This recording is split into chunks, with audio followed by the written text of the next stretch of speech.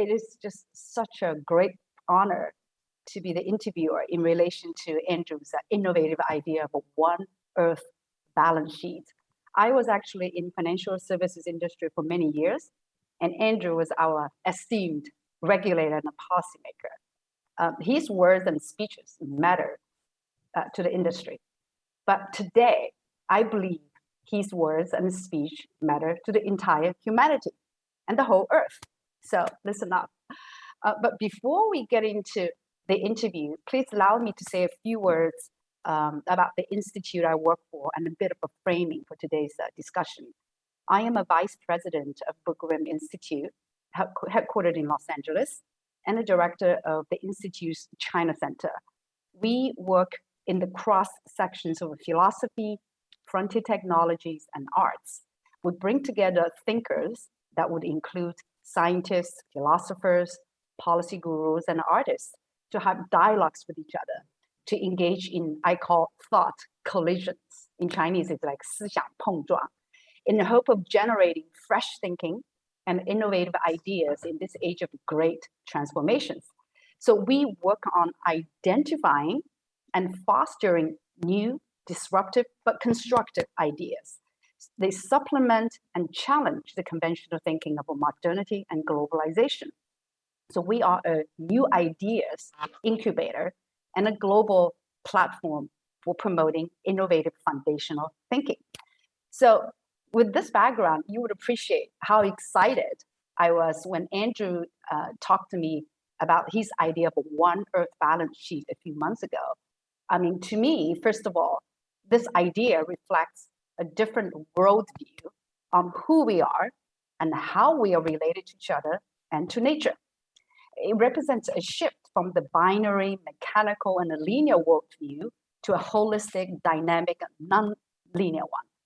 By elevating the policy thinking to the scale of the whole Earth, it introduces a new methodology and a way of thinking on approaching human and non-human affairs. I would say this represents a clear break from the mainstream, partial, and siloed perspectives. It calls for open, holistic, and interactive perspectives. We call this planetary thinking. It goes beyond the globalization narratives that we're familiar with. So secondly, the One Earth balance sheet idea disrupts many notions of macroeconomics and conventional developmental models, which have shaped our public policies for decades, if not centuries. Is GDP sufficient for evaluating human growth and planetary flourishing? Is the notion of externality still relevant when we use the whole Earth as the unit of analysis and policy making? So now I hope I've sufficiently piqued your curiosity on this great proposal by Andrew, which is called One Earth balance sheet. So without further ado, let's move to the interview questions. So I have a number of questions, and then at the end of the session, we're going to leave 15 to 20 minutes for the audience to ask questions. So I'll start with my questions first. So the first one, Andrew, can you describe the idea of One Earth balance sheet and how did you come up with it? Well, I've been working on this area for quite a while, particularly on climate change. And I spent the whole of the pandemic period discussing with 6 other colleagues on, what we call buying time for climate action. And the more we discussed, the more I realized that the big barrier to change is actually a mindset problem. And very obviously, our thinking is that we look at everything from a national perspective. And when we look at everything on a national perspective, we tend to forget that we are all in the same boat. As the philosopher, race relations leader, Martin Luther King, said very wisely, he said, we may have arrived on different ships, but we are in the same boat. And that is the core of the idea of planetary economics, because you can't think about the Earth from an individual perspective. We must realize that we individuals affect the Earth. Western philosophy has been very shaped by the Rene Descartes philosopher, I think, therefore I am. And then I read across this African philosopher who said, we think, we act, therefore we become. And so it's a difference between being and becoming. The earth is now affected by 7.8 million people's consumptions, and it's not sustainable. If every single one of us consume like the average American or the European, we need at least 2 to 3 planets around. And we don't have 2 or 3 planets. There are planetary limits. So we need a different mindset. It's the, you know, if every one of us think that we can consume all we want from Mother Nature, the result is that the Earth would go through this warming up period because it's all related. Consumption is related to debt.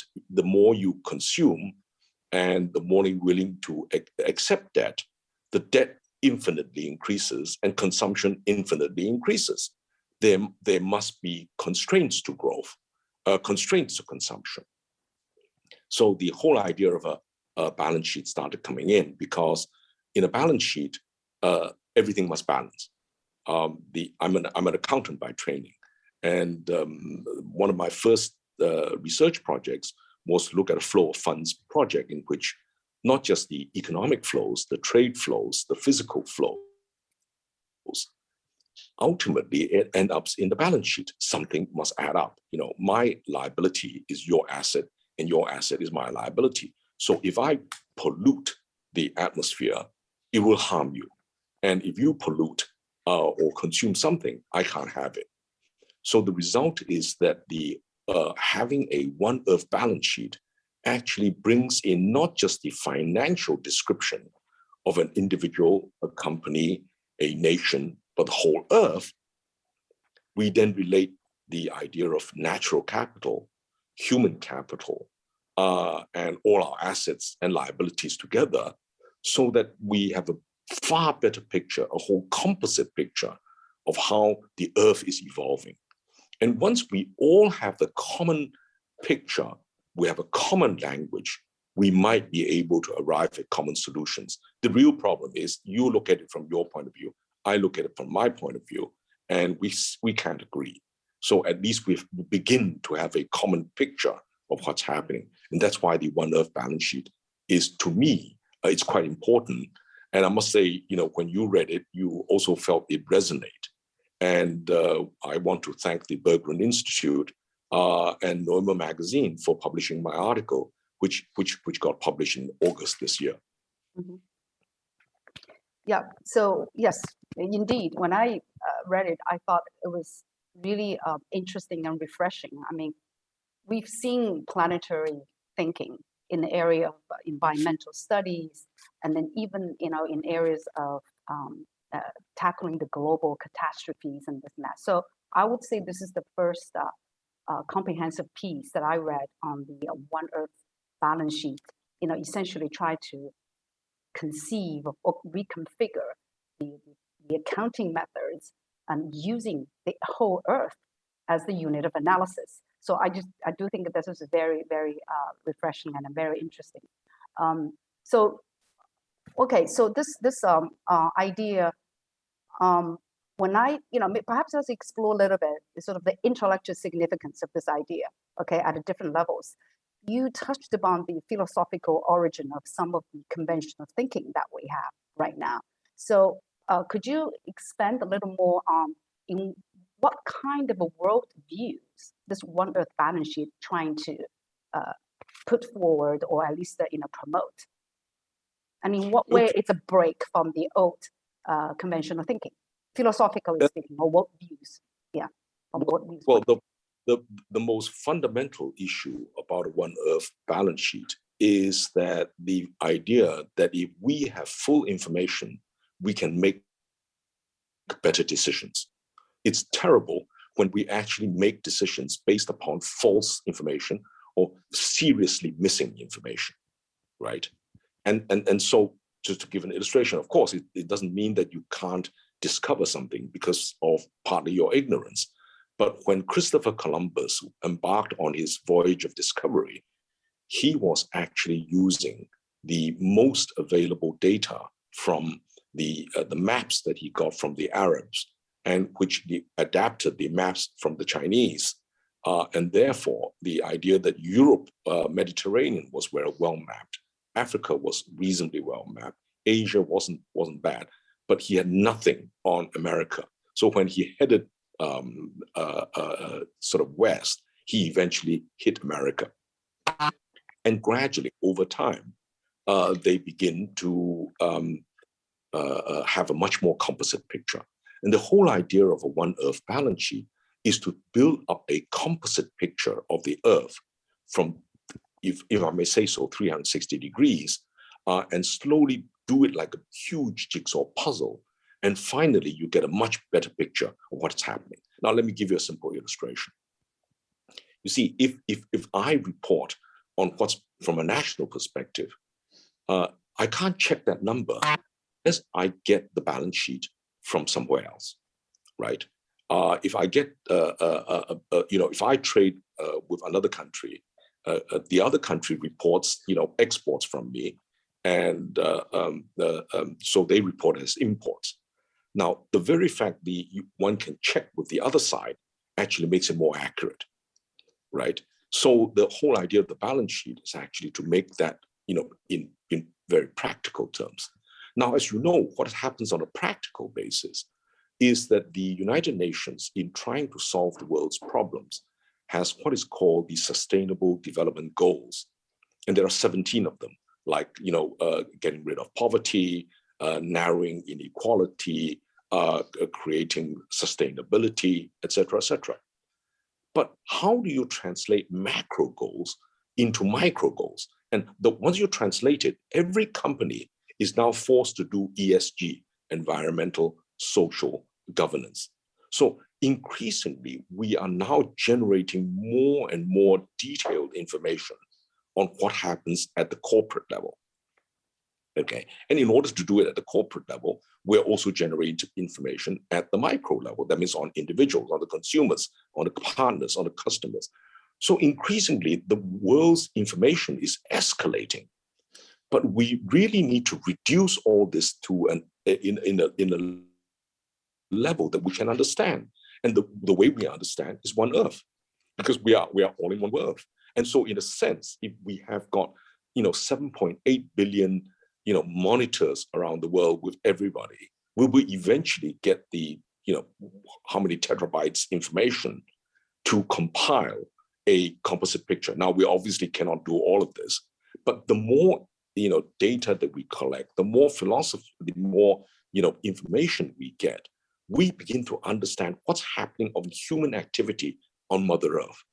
Now, this wasn't possible quite a few years ago.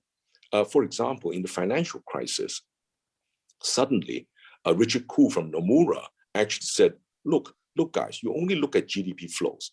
You completely missed out the balance sheet. Now, what is excess debt? That's balance sheet effect, right? And when the balance sheet of companies got hurt in the years before the crisis or hurt by the crisis, they will take years to repair their balance sheets. And the fact that large companies and large nations repair their balance sheets caused not just the effects in Japan, but it also had worldwide implications. And so, to a large extent, the national accountants, after 2008 financial crisis, started building national balance sheets. So today we have much better on global debt. We have much better data on the stocks and flows and the assets and liabilities of the foreign assets and foreign liabilities. We begin to have this. What we don't have at this stage, although the scientists build this, we don't have enough information on natural capital. Now, the reason why we don't have very good information on pollution, natural capital, gross CO2 flows, but not just necessarily at the national level. I'll give you a simple illustration. We complain that country A is producing a lot of carbon, But if country A actually is producing carbon because of production and export to country B, and country B is the ultimate consumer, should the carbon emission be allocated to the producer or to the consumer? Mm-hmm. That's a value judgment. And so, when everybody points to each other, and then you say, well, you're polluting. Well, I'm polluting because I'm selling the product to you. And so in your consumption of that product, you're polluting, right? So having a one planet, one Earth balance sheet will bring all these issues to the surface. And then we can have a far better discussion on what's going on in the world. Indeed. I think the idea of a one Earth balance sheet really breaks the silos or the boundaries that we're familiar with. Individual entity or specific nation state, then you only look at the externalities vis-a-vis this particular unit, which is well defined.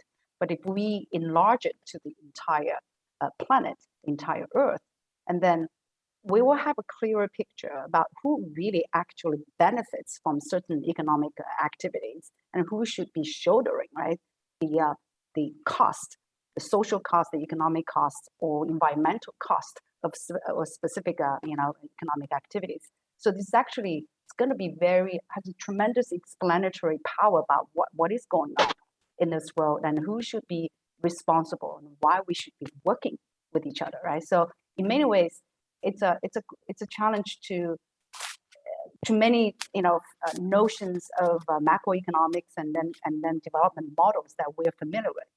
I think in your paper you talked a lot about the limits of GDP, which you just talked about, and then the number of other the current economic indicators simply fail to take into account of the natural capital or even social or human capital in many ways. So that's why it's not a very good indicator about human progress and the planetary flourishing. So you mentioned in your, just now you talked about there were a number of initiatives on natural capital that's coming out of United Nations and the World Bank.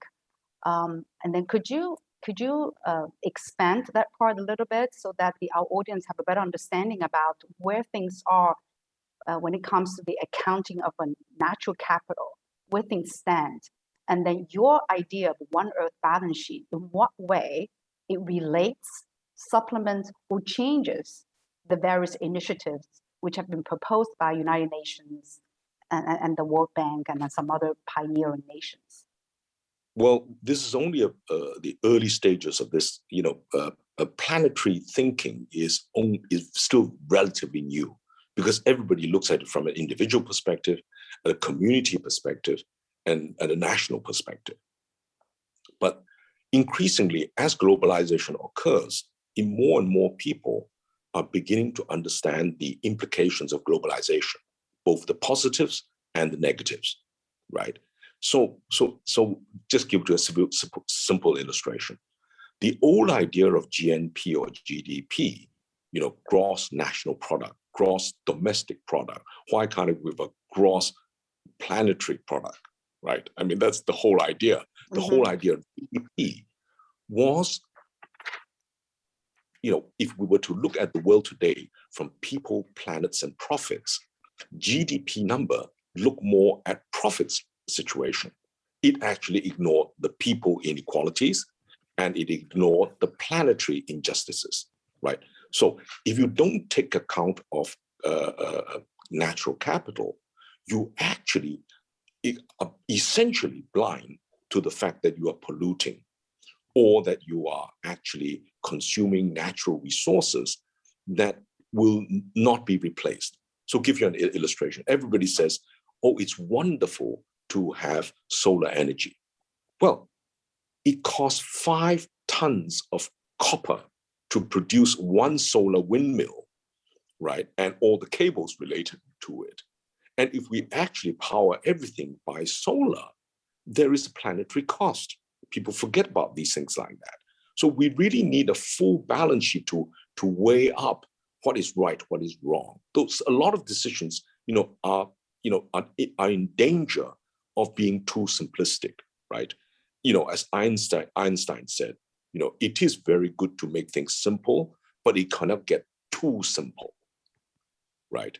So, we're having a planetary economics, a planetary aspect of looking at whole things would make the nuances of policy making far more, much more tuned in with the needs of the planet or the needs of humanity. So, for example, if you really look only at GDP, until Piketty came along, I'm not saying that other people before him were not concerned about inequality, but Piketty basically pointed out, well, if the growth rate is faster than the rate of return, are you surprised that inequality increases? Because somebody's getting rich faster than the mass of the people, and if the mass of the people are getting poorer, and a very minority gets richer, then you seriously get into big political and populist type of policies. So on that's just on the people side of the equation. But what about the planet? If we say that, well, I want to create jobs, and therefore I'm going to cut down all the forests, I'm going to pollute all the marine reefs. What happened to the carbon capture activities of the forest? Right, Amazon is now in danger of, instead of being a carbon capture, it's going to be a net carbon emitter. And this is going to have huge implications on the world. So people used to say, well, if you replant the permanent peat marshes into palm oil, let's say, you release the carbon, and the methane in the peat marshes, or in the permafrost that's now beginning to melt, you will release all the methane and the carbon trapped there.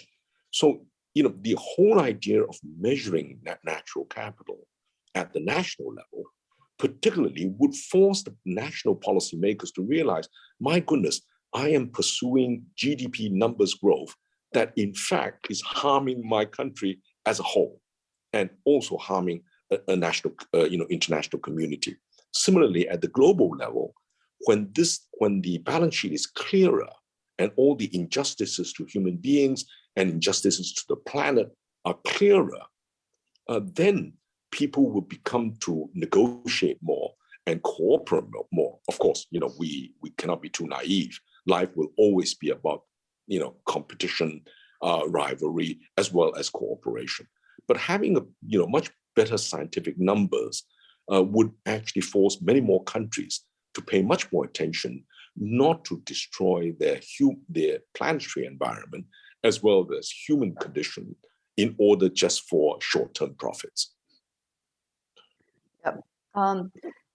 So we talked about, by the way, you mentioned we a number of times. My interpretation of that we is not particular nation, not particular organization, not particular government, is we earth dwellings or earthlings or however you name it. So it's really kind of the at the planetary scale.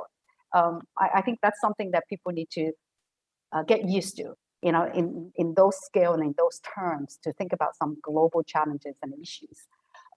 So when we talk about the planetary thinking and then the planetary and the OneEarth balance sheet, those are all wonderful, great ideas, as you just described, and they can address a lot of the deficiencies and issues. But we don't have planetary institutions to help design or lead such efforts. We talked about United Nations effort of the system of environmental economic accounting. And then we also talk about some national level governments, and their effort to do a natural capital accounting. So how do we make this work? In what way we could finally bring the forces together into a more of a planetary scale kind of accounting for the natural capital and social and then other capital?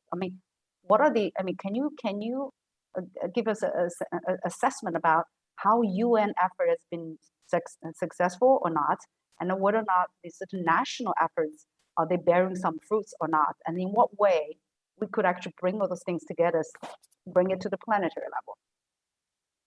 Well, I think human change comes from movements, right? the United Nations has already beginning to change things through the introduction of natural capital accounting.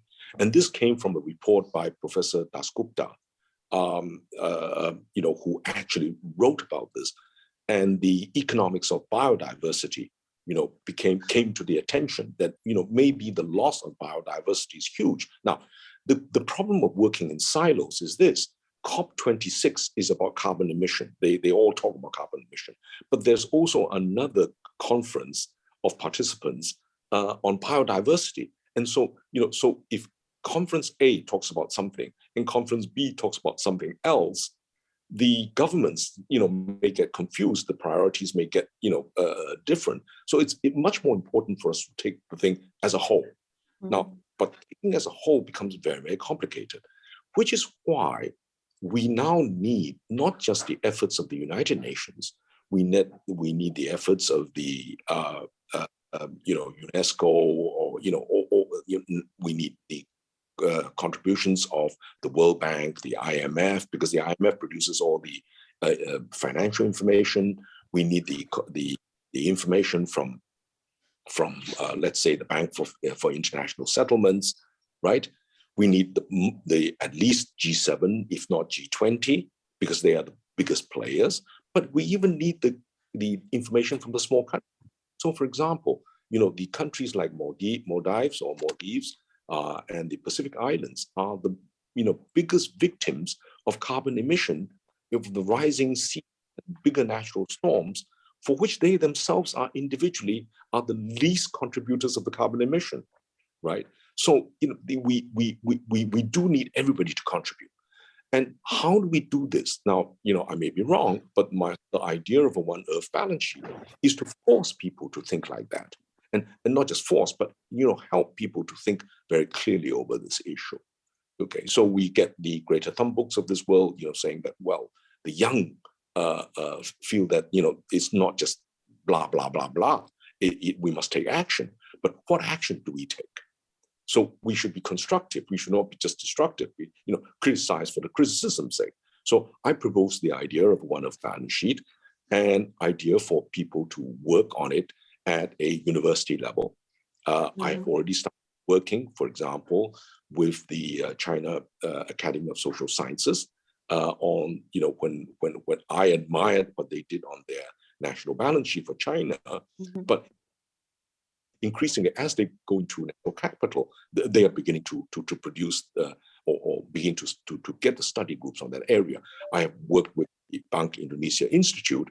Bank Indonesia produced the national balance sheet of Indonesia, and now having realized that what is happening with the United Nations on socio-economic accounting, they have also begun to start working on the research on the natural capital of Indonesia, one of the countries with the largest marine reefs ever, and one of the countries with the largest, tropical forests. Okay, so the very fact some of the larger players are beginning to think like this, and research workers are thinking like this, universities are talking about the issue, gradually the change will happen. Now, the biggest issue is this: if you think about it, what happens with COP26 in Glasgow right at this point of time? The scientists are basically saying we have at most 1 decade or 2 decades to fix our problems. The key question is, if everybody is not aware of the issues, how are we going to fix this? So the faster everybody starts working on very common objectives, like a OneEarth balance sheet, and this is not saying something new. All we're saying is, at the end of the day, whatever you're producing in ESG accounting, you're producing for national balance sheet, eventually converges like pieces of a jigsaw puzzle into a OneEarth balance sheet. Now, you may still disagree on the interpretation of that OneEarth balance sheet, but at least we begin to have a better map, the map that is, closer to reality than, everybody talking in their own closed social bubbles. So to a large extent, I'm hoping, and I'm trying to start a movement. I hope the Asia Global Institute will get involved, Hong Kong University will get involved, and all the, universities like I'm associated with, like Bristol University, they would also begin to study all these issues in depth. And I hope the Berggruen Institute will part of this great effort as well. I sincerely hope so. Yeah, clearly. We're having this conversation right now, and we hope that Berggruen, would be able to contribute to this, and we could get more and more different research workers and your research network, your philosophy network, your thinker network, who says, this is something that we could work on. We're not against anybody. We're just saying, let's compile the data in a more, sort of consistent, holistic manner than just working in silos. Right. I wish, I hope I wish good luck to this great movement, and I certainly want to be part of that. So you talked about the compilation of data and collecting the data. So, but to do a planetary scale, the OneEarth balance sheet, what are the technical difficulties? What are the difficulties in data collection? Can you just name a few?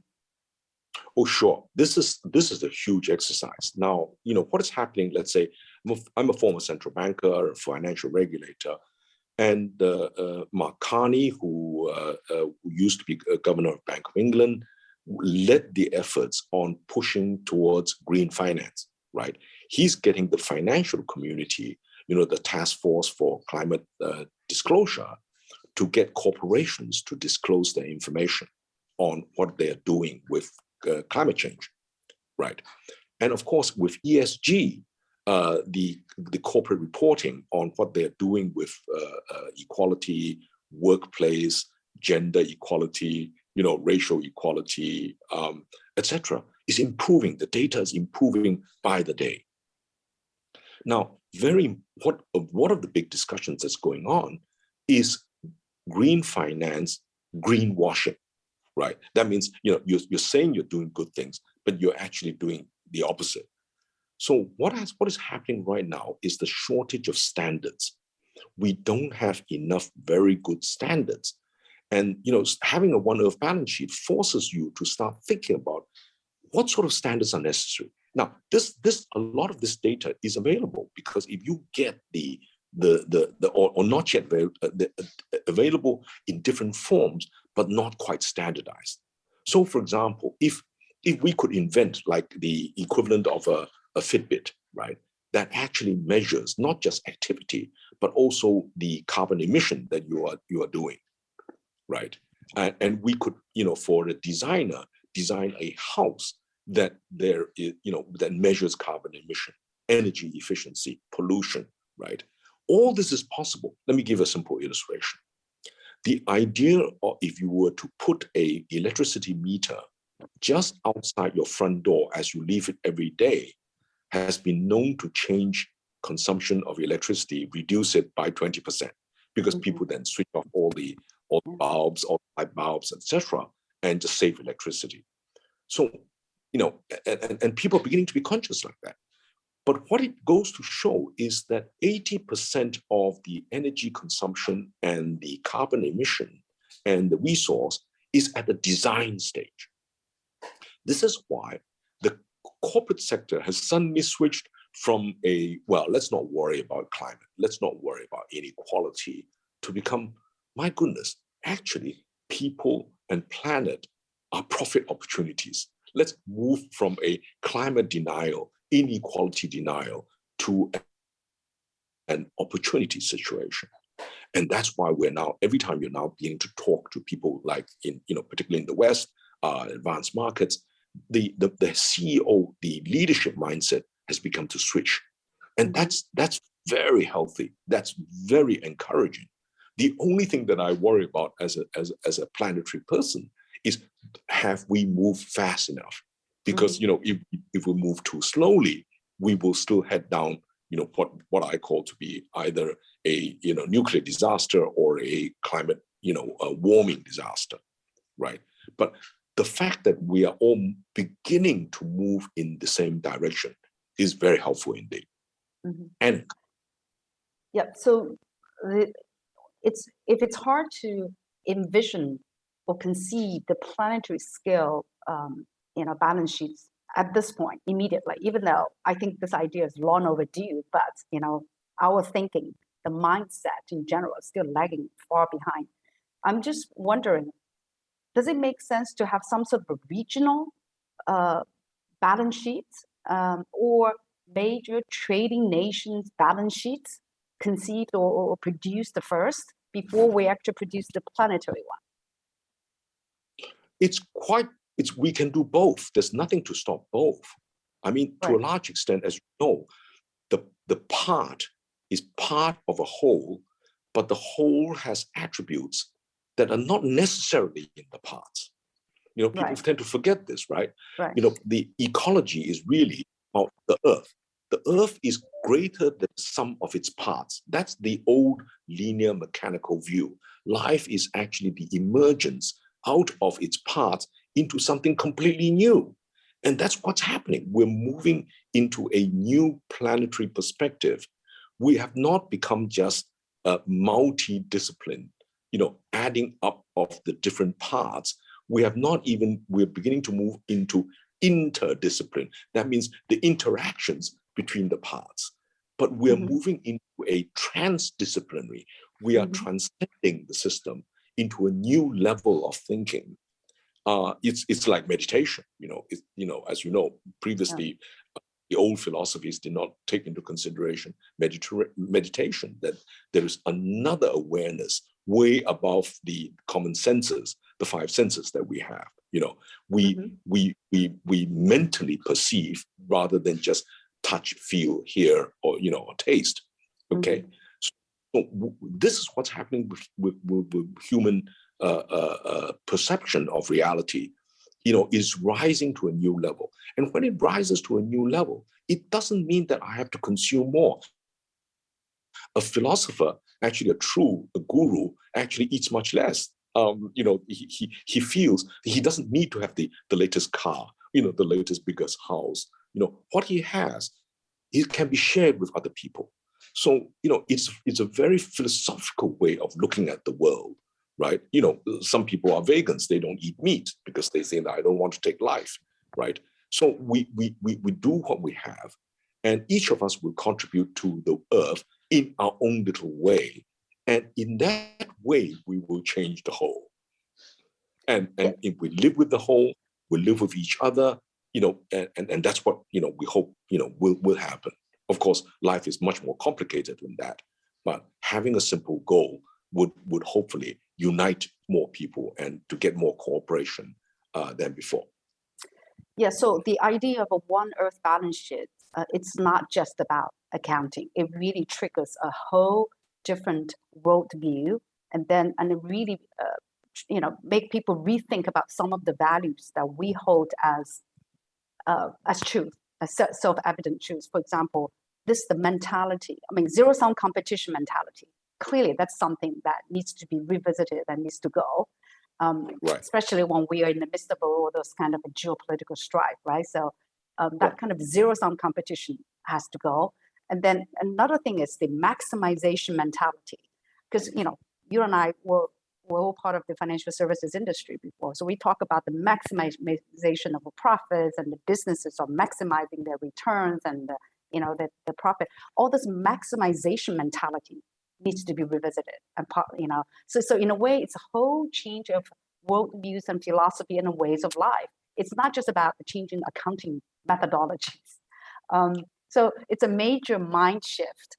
My next question, the last one, I know there are a number of people asking questions in the chat box already, is, in fact, you know, the visionaries have questioned about the utilities of GDP for the human flourishing way back. You know, you talked about the 1972 Club of Rome report on limits of growth. You also talked about the Stiglitz Sem-Fitoussi Commission report in 2009.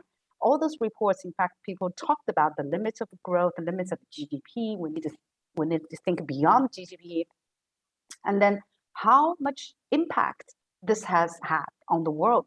It seems to be rather limited. So how would you comment, like right now, are there any other impetus and any other sort of forces that are actually making you more optimistic about the One Earth balance sheet in a proposal right now?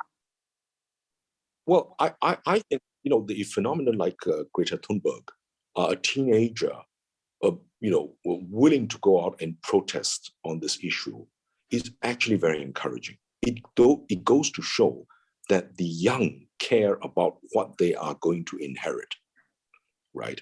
Now, there are very good things about protest, but also we hope that some of that protest would be constructive. That means it's not just saying, well, I don't like this, but okay, what do you suggest? And therefore, the idea of a OneEarth balance sheet is actually to be constructive, to try and say, well, why don't you focus on this area? We're not against anybody. We're just making sure that we compile that data into a more constructive form so that each one of us would be able to have a planetary perspective of this and see how each of us as individuals can contribute to changing the world as we see it. All right. So it is a philosophical issue. It is philosophical, but at the same time, it's extremely pragmatic. Now, you must remember this. The basic accounting, if you go back to, let's say, the Mesopotamia, the first written records they discovered were basically accounts. How many sheep do you have? How many pieces of gold do you have? How much what people owe us in the trade business. So accounting is one of the most earliest of human activities, right? And so today, if we have a planetary aspect of way of looking at this, the accounting has now moved as human civilization has advanced into a very different phase. So, that's all I can say. I'm not creating anything new. It's just a way of a slightly, old way of relooking at a new perspective with much more holistic aspect. It's not just, as I said, it's more about people and planets rather than just profits. Mm-hmm. Yeah, great. Before I move to the audience questions, is there anything, Andrew, that you think we haven't covered that you would really like to share with the audience before we get the questions from them? Well, I think, it's very important that we now think holistically on a planetary basis rather than just it's me, right? It's not about individuals. It's the idea that you have, freedom for all. It is the freedom comes with responsibilities. And we have our responsibilities to other human beings, and we have responsibilities to Mother Earth. And so, to a large extent, that's a very important philosophical perspective. The young are now very concerned that the world that they will inherit is much in worse condition than if we, the older generation, have been able to bequeath to them not liabilities, but assets. Right. So to a large extent, it's very encouraging to me that the young are now have bought into climate change, and they are beginning to be aware of this. So it is to our benefit to give them the tools to manage the new world, and that's the world that they would have to inherit. Great, thank you. So I hope the education system needs to really reflect that. Aspiration and goals. So we have a number of questions in the chat box. Yvonne, I guess what I do is just go through them, or actually should I call them on, and are they in the room, or they can raise they're not in the room, live? maybe you can just relay that question. Okay. So we have two questions from Songbin Niu, and then one question from Barbara. So let me start with the Songbin Niu's question. Is global food consumption has trended towards meat, dairy, and eggs from grains and peas and beans, etc. However, it takes 2 to 4 kg of grains and peas and beans to make 1 kg of meat, eggs, or dairy. Can we reverse this trend? Well, I think we should. I'm personally eating far less meat than ever before. In fact, my wife and I actually are planning the next stage, which is to grow our own vegetables in our back garden. And and I think during the pandemic, I have seen more wildlife in my garden than ever before. Now, maybe because I never looked at them that way, but to a large extent, each one of us can do quite a lot to eat less meat because meat actually produces far more carbon, right? It doesn't mean that the meat, prices will necessarily go down. It's just that we take care of the animals. I mean, the bulk of the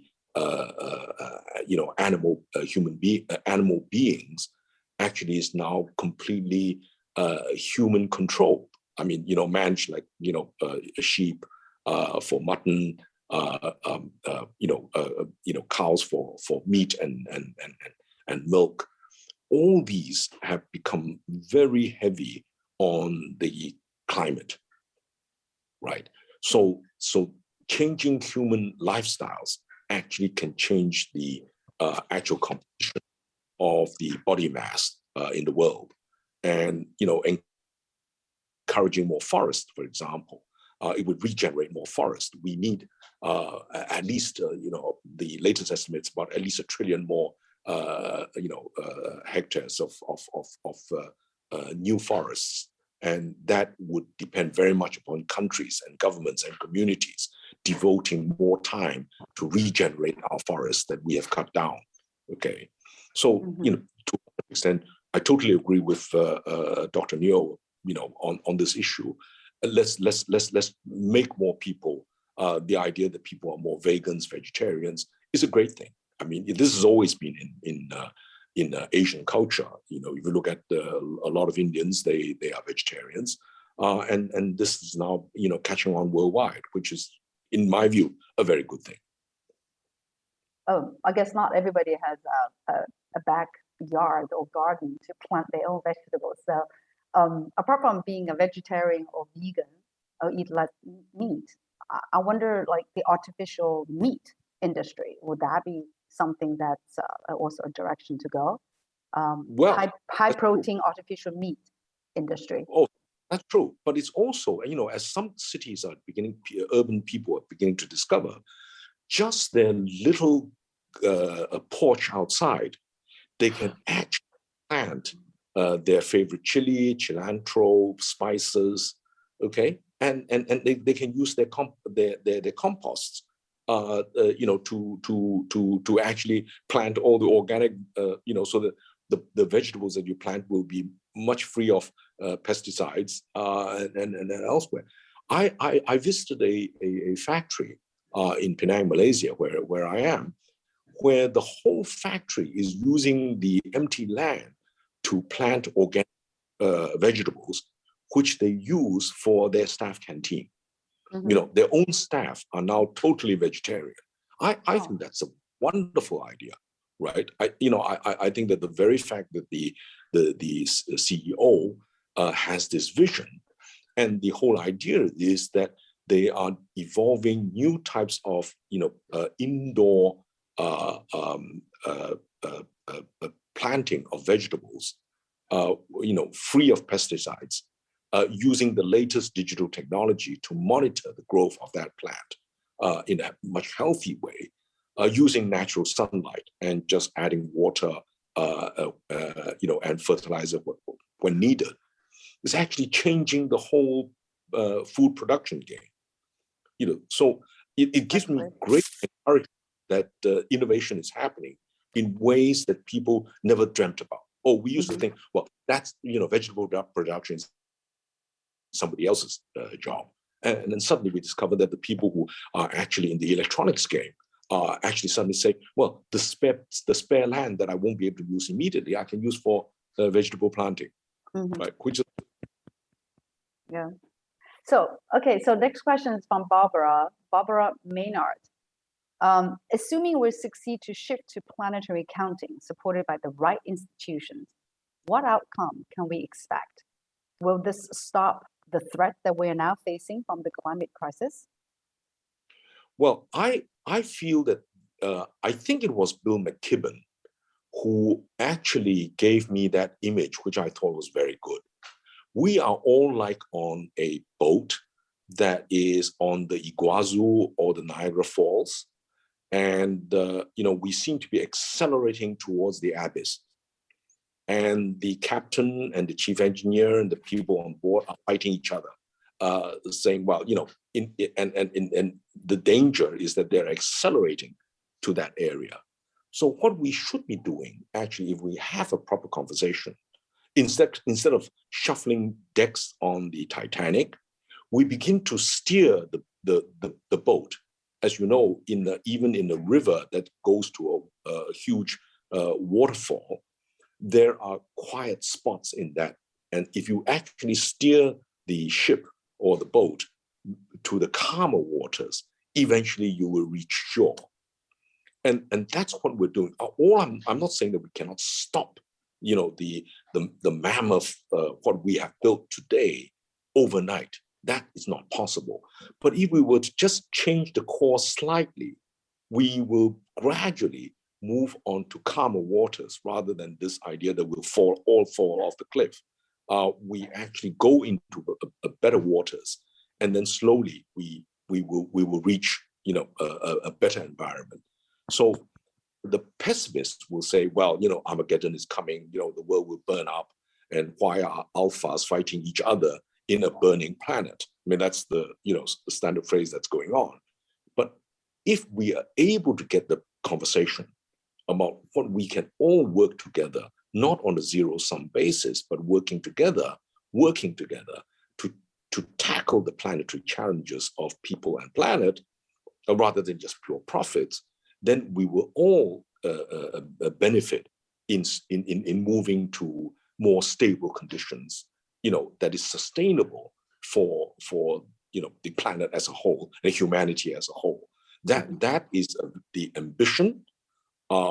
Whether we will achieve it depends on whether you're an optimist or a pessimist. Like everything else, you can either see it as a glass full or a glass empty.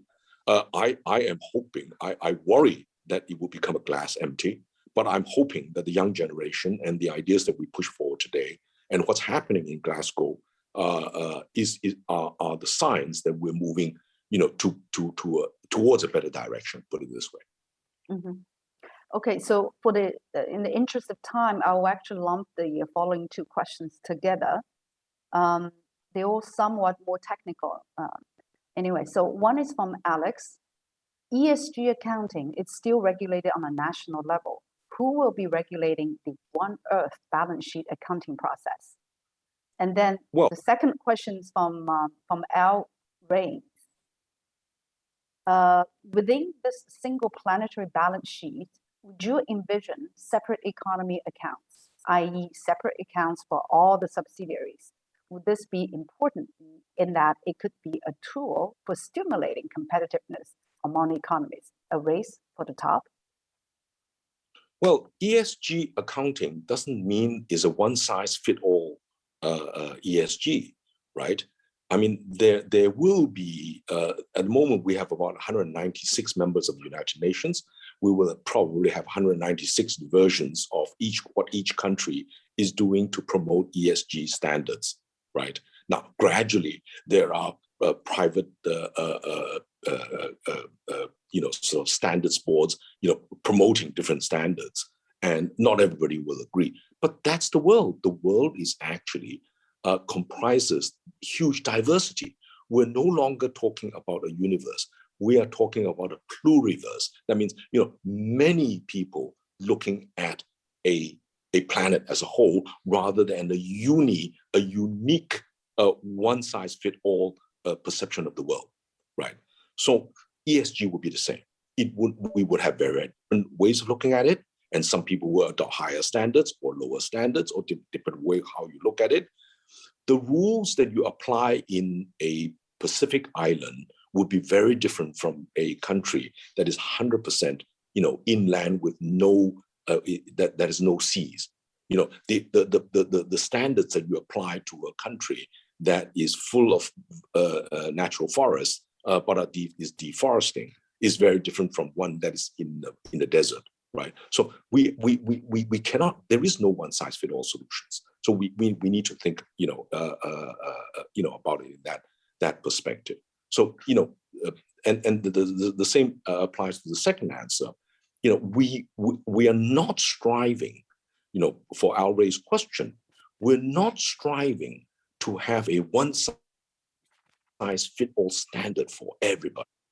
We are striving to have a conversation between at least 200 nations and maybe a 1,000 different communities. At the moment, what I find very strange is that everything we do from a developed country perspective is harming all the indigenous people who are living in the forest, who depend on their livelihood, on their natural environment. We're destroying their natural environment. And yet they have historically have the best living memory of how to live with that environment. The Eskimo understands the snow conditions, the cold conditions. The Amerindian in the Amazon or in the forests in Borneo have a far better understanding of how to live with Mother Nature. Which plant would have medicinal purposes. How do you manage the livelihood? They're not going to destroy the forest, because if they destroy the forest, they destroy their livelihood.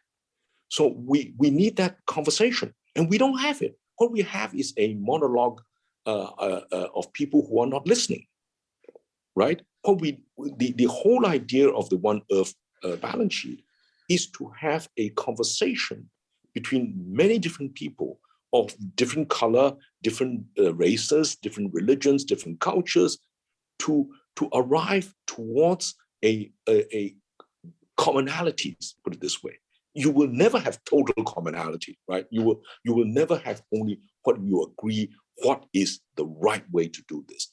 But innovation, emergence, the move to the new comes from the many, right? It's not, innovation actually is destroyed if there's a monoculture, right? You allow very different people to adopt very, very different ways of doing things, and so you have a breakthrough.